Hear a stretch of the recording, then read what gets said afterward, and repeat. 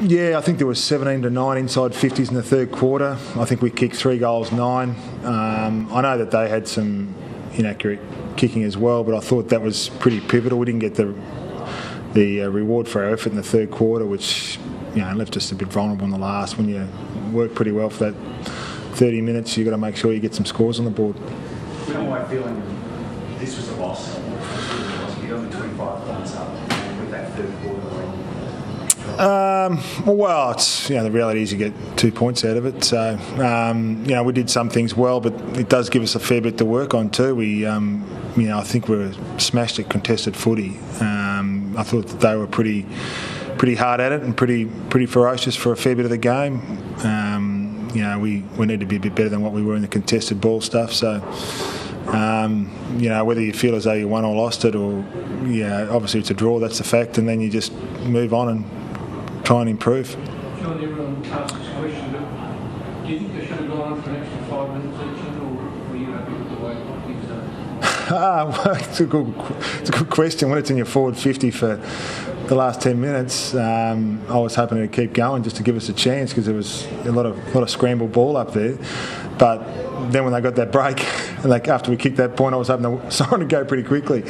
So it changes all the time. I'm happy with how it is. Yeah, you must have loved Reece Shaw's attack on the 40 out on the wing. That was pivotal. Just basically, he's putting his body on the line there, kept the ball inside the half. Yeah, it gave us a real chance, and I thought, Shawry was pretty good in that area. That tap on you're talking about, just in front of the coach's box. Yeah, I thought that was.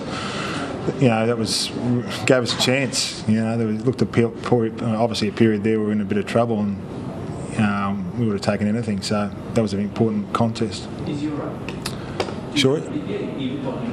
Yeah, no. Well, I haven't spoken to the doctors, but he just copped a bit of a knock, and I think he's okay. He was able to come back on the last quarter, and in the last 5 minutes, we just couldn't get him back. I think he sort of came off, and then we went to get him back on again. So, but I haven't spoken to the medical boys, so I'm not sure exactly how he is. Sam Reid looks like a player.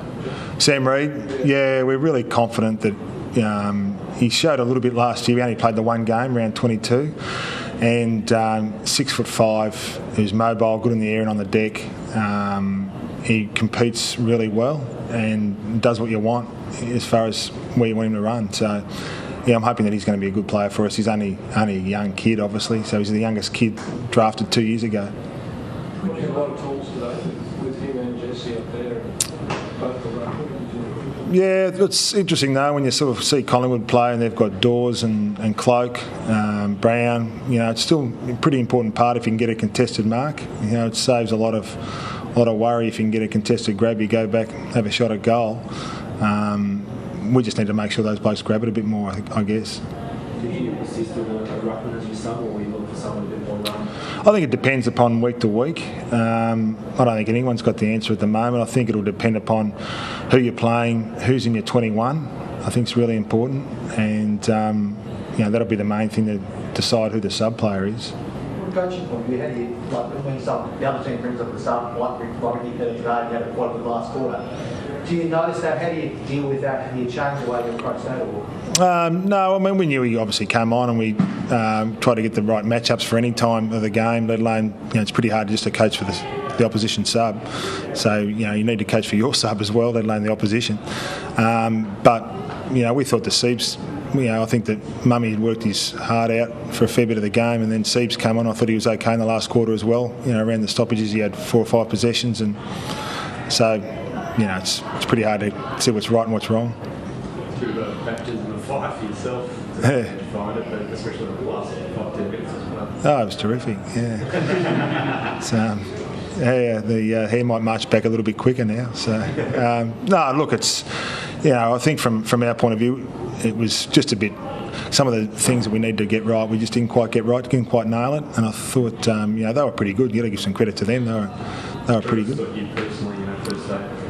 Yeah, first day on the job, you get a draw. So, not sure what to make of it just yet. Was it significant when you got set in the box with Ruzi and Dan? It's obviously a bit different because Ruzi's not on the end of the line. You're not feeding the information through.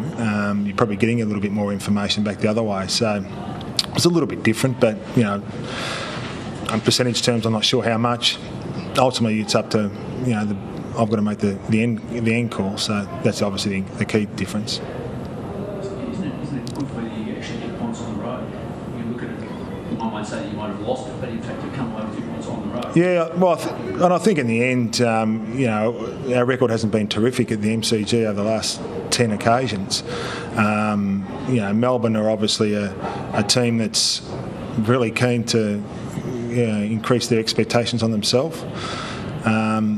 But you can't help but look at it and see, we're in front for a fair bit of the game.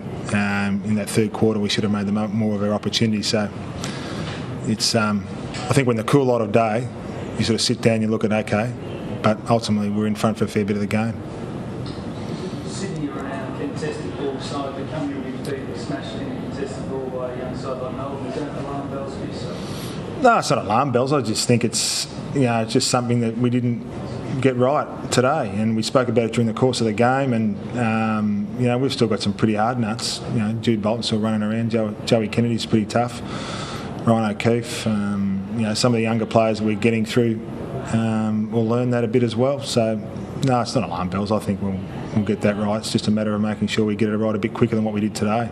Is that a consequence of trying to get that balance right over the last couple of years between getting some run out of the middle and having the warrior? Yeah, sometimes you get it right and sometimes you don't. You need a good mix. You can't have it all one way or all the other. I think in the end, that mix we felt was okay today, but we just didn't do what we had to do at the times we needed to do it. And that probably all take responsibility for that. We all sort of didn't get that right on the day. Jude is a forward. Yeah. You sort of think of him as a defensive forward, almost. That's a goalkeeper as well. Yeah, he probably would have been a good centre forward. He was 6'4", so he because he just leads and competes really well. He's got a good knack as a forward. He's got a natural ability to find the space and to lead pretty well. And the times we've played him there in the past, he's been pretty good. He's just not a pressure forward, and we thought he was very good. That second half when he was forward, we thought he was important. To try and give us another avenue to goal.